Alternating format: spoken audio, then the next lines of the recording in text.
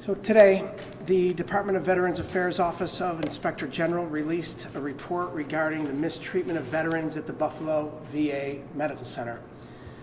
This report found leaders at the Buffalo VA repeatedly ignored provider and patient outcries, leading to American heroes being abandoned by a system meant to serve and protect them.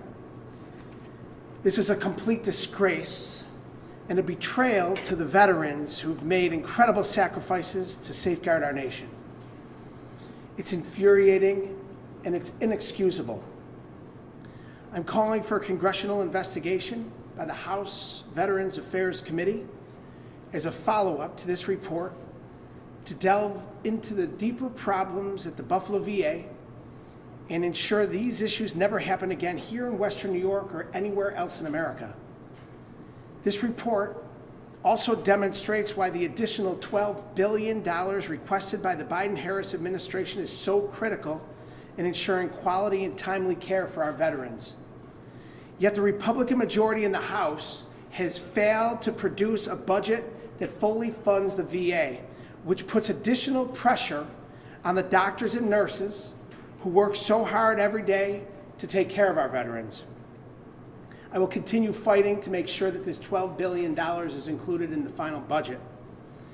Today, I spoke to the United States Undersecretary for Veterans Affairs for Health, Dr. Sharif El-Nahal, who's making good on his commitment that he made to me recently at a Veterans Affairs Committee hearing to come here next week and to see firsthand the problems facing veterans in our community and to work with us to prioritize fixing the issues at hand.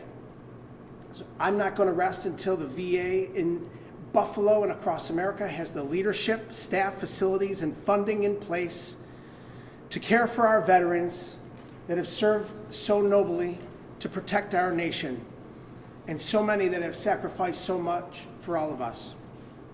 With that, I'll take your questions. Do you get any idea that, and I know you're kind of new at this, the congressional part of it, but do you get the idea that this follow-up? Because it seems to me like there were vets that weren't getting care, and worse, maybe they knew that they were getting delayed. They didn't do anything about it. Do you get the idea, Congressman, that this is kind of an isolated Buffalo VA thing, or that it's systemic across the country? Well, let's start with Buffalo, and let's start with this IG report. The first two words of the title of the IG report says everything we need to know. I got it. Leaders failed. They failed to provide the care to our veterans in Western New York that has been promised to them when they signed up to put on the uniform to protect us as a nation. They failed to provide that care while the doctors and the nurses and the patients families were clamoring for help. It was a total lack of leadership. It was neglect of our patients.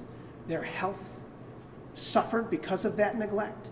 You had individuals that had cancer that were suffering from the pain of esophageal cancer, as outlined in this report, that needed to get care, radiation therapy to quell the pain of that cancer. And 2.5 months later, they didn't even have treatment scheduled. You had an individual who had an extreme risk for stroke, who didn't have care provided for blood treatment for 9 months. You had someone that was suffering from cancer who took 9 weeks to get the services that they needed. So it is a total lack of leadership. The Department of Veterans Affairs has stepped in and removed the leaders at our Buffalo VA. It's a first step. More needs to be done. And it is just the beginning of what we ultimately need to address at our Buffalo VA, but across the system in America, we are seeing similar problems. Report after report that comes out shows that there is a lack of care being provided to our veterans because there is a lack of staffing levels due to a shortfall of $12 billion that the House Republican majority continues to fail to put into the budget, and we must put that in the final budget. Doesn't seem to reflect well in the Biden-Harris administration, does it? I believe that this comes down to the House Republicans' unwillingness to put into the budget what the Biden-Harris administration and the Veterans Affairs Administration in the United States has continued to call for. And we as House Democrats have continued to call for $12 billion to fully fund Veterans Affairs across America to the level that they deserve and the level that they've been promised. When the PACT Act was passed a couple of years ago, it ensured that more veterans qualified for more care across America. They've earned it. They deserve it. But a $12 billion shortfall in the budget that the House Republicans continue to refuse to implement is underfunding the care. And we have a glowing example of a lack of care being provided at the Buffalo VA hospital because of a lack of a staff. You have nurses in Buffalo going out on an informational picket line to say that there is a hiring freeze. Well, the VA is saying there's not a hiring freeze, but there is a 9-month drag in hiring because of a lack of resources that the House Republican majority is refusing to put into the budget. A 9-month lag ultimately amounts to what looks like a hiring freeze, but it's because of a lack of resources. Well, didn't you just say it was a lack of leadership? That's what you just Lack said. of leadership at the Buffalo VA, unquestionably. And the VA has stepped in.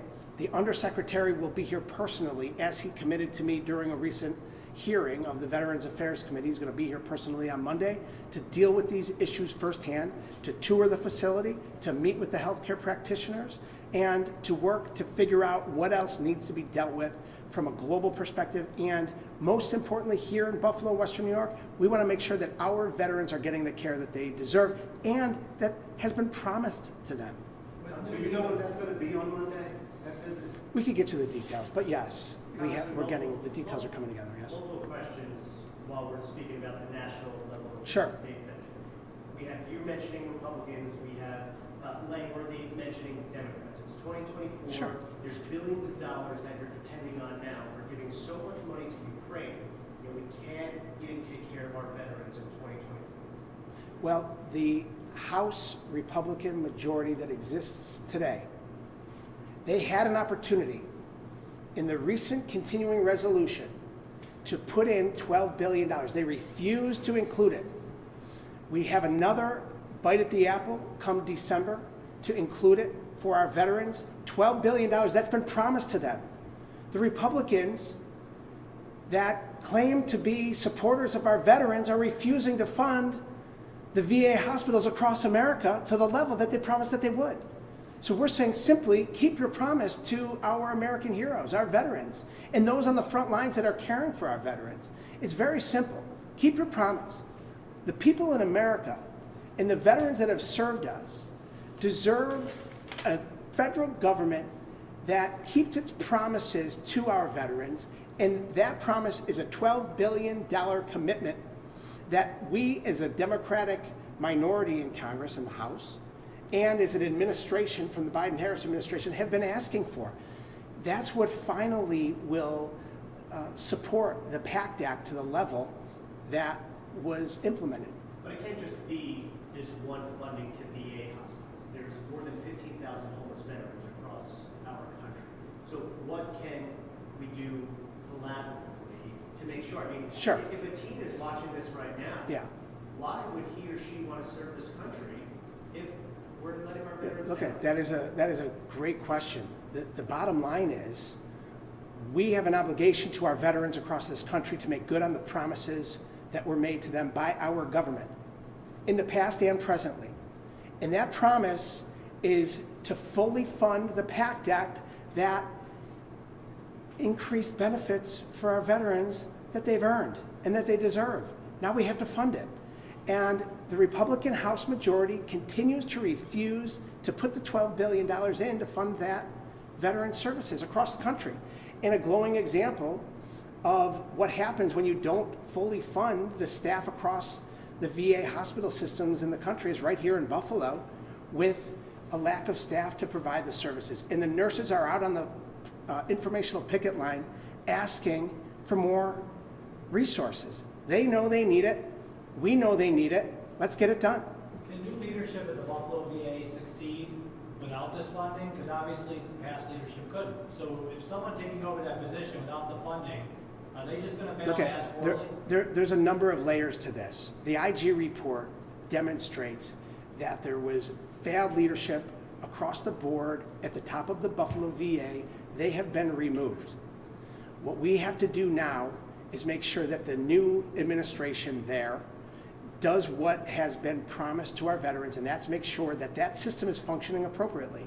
While that's happening, we have the service providers, the health care practitioners at every level saying they need more resources to do the work that they want to do. These are our heroes, our frontline heroes, our doctors, our nurses, our therapists. I'm an occupational therapist. I've worked in healthcare. I've seen what happens firsthand when you neglect to provide healthcare to someone. They don't get any better, they only get worse. So we have an obligation to make sure that our veterans, our heroes in America, are getting the services that have been provided to them when they need it the most, when they show up at the VA hospitals here in Buffalo and anywhere in America. The report is 54 pages long. I don't know if you noticed that. Of course I did. And I read it. Yes, so did I. Okay. And in there were indications of people saying, well, we get so many emails, or we get, oh, I didn't get around to it. It seemed like they made excuses. They didn't, and the report doesn't mention the politics and stuff. And why are you making this so political? I mean, this is all... There's nothing political about this. Not the report, not the follow-up, not the problems, not the issue at hand. What is happening are facts. Okay. And the fact of the matter is that the House majority that is currently held by Republicans are failing to put forward $12 billion that will fully fund our VA hospitals across the nation, as has been asked for by our VA administration, by the Biden-Harris administration, and by us as a Democratic House minority, included in the final budget. That's what we're asking for. That's what the doctors and the nurses and the healthcare practitioners here in Western New York and across America are asking for. They just want the resources to do their job. And it's our obligation to provide those resources. Any other questions? My question is, Yeah. it drives me nuts as a human being Yeah. when people come to me and say that staff are mistreating my family member Yeah. at a nursing home, at a hospital. We have done so many things in society that are revolutionary and so futuristic. How does this keep happening where we can't even hold our people accountable in a hospital? If there was any place that should have been held accountable first, it's the VA. That's right. How is this happening? Well, look, it happened because of a lack of leadership. That's what the report clearly identifies. So what They needs have to been happen? removed. The next step is, that's why I'm calling for a congressional investigation by the House Veterans Affairs Committee, to which I'm a member, and looking for us to get more answers on the details of what's happening, not only at the Buffalo VA, but it's indicative of what's happening across America. And we need to get to the bottom of it. We need to hold those that made the issues transpire to where our veterans weren't getting the services that they deserve accountable. But even if there's an investigation, is there going to be implementation of a new system? People are getting hired who are not qualified to take care of another human being. So besides just investigation, does the It's system leadership. need to be looked At over? the end of the day, it comes down to leadership at the top. That's why the leaders were removed, and the obligation that the leaders at the top of the Buffalo VA and every VA hospital across America has is to make sure that the patients that are coming in there for services, our veterans that have donned the military uniform, heroes in America, get the health care that they've earned, that they deserve, and that's a promise we need to keep as Americans. Thank you very much. All right. Thanks, everybody.